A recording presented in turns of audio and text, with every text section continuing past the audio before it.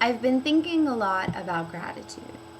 about examining the complexion of my life and recognizing that despite its imperfections and blemishes, its pockmarks and blackheads, and every now and then giant zits, the face of my existence is something so wholly beautiful. It is a wonder I don't rise each day with a face that greets the morning like a sunflower greets the sun.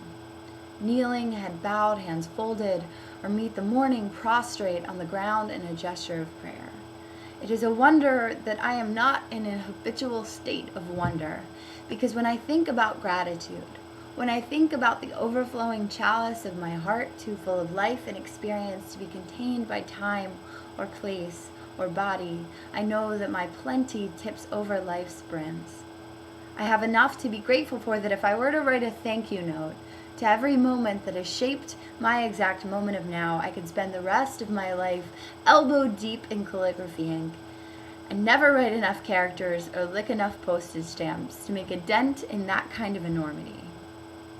I am thankful for electrical boots, the ones the men who work on power lines wear while operating around an open charge, the ones that made me stick out like a sore green thumb in a sea of shell-toe Adidas trendy flip-flops, forcing me to find a spot in the back of the bus with the kind of kids who could appreciate weird, taking solace in good books and a sense of self at 12. I am thankful for softball strawberries, for never being very good at sports, for learning to redefine athleticism, and know that there are some things in this world you're never going to hit a home run in. And most people care more about the hours you put in at the batting cages than they ever will about your batting average. I am thankful for the first boy who broke my heart, for helping me to recognize that time, it heals most things. And what it doesn't heal reminds us that there are people in this world who have the capacity to make us love strong enough that it changes the very topography of our hearts. Recognizing that our ability to feel pain is only an inverse of our ability to feel euphoric, and that just as we cry because our bodies can't take it when we feel like we've been broken, we cry too when our bodies can't take it when we feel as though we've been reborn. And sometimes we feel enough of both to feel like our hearts must burst, and this must be what it feels like to feel alive.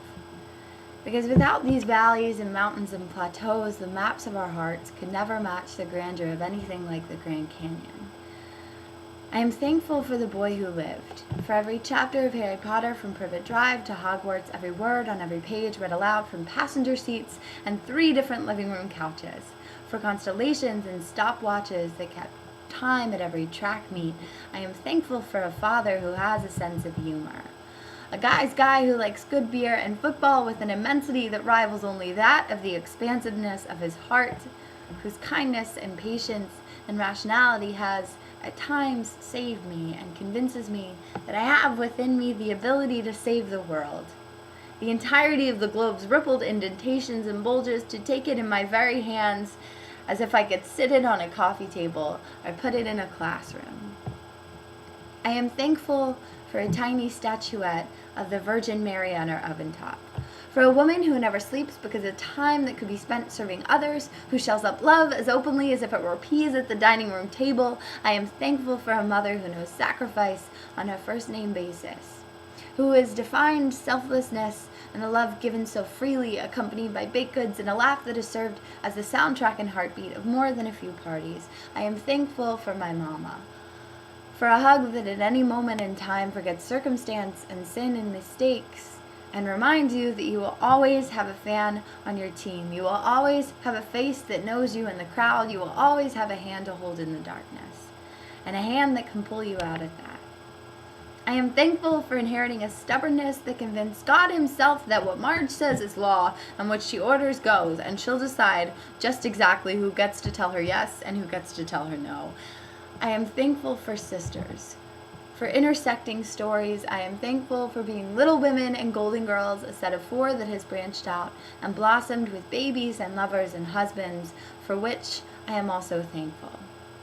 I am thankful that I am one of Jo, Beth, Amy, and Meg, one of Dorothy, Sophia, Rose, and Blanche, for raiding closets and hand-me-downs, shared tears and triumphs, finished sentences and thoughts that transport telepathically. I am thankful to be one of those Morrow girls, to have a mold that I've come from, a place where I belong, bridesmaids and teammates, and unconditional love. When I think about gratitude, it makes me thankful for gratitude, for understanding that though my cup overflows with too much to contain, reflection catches like a sieve, and that those things that run through, moving too quickly, too liquidy to stay, some things remain.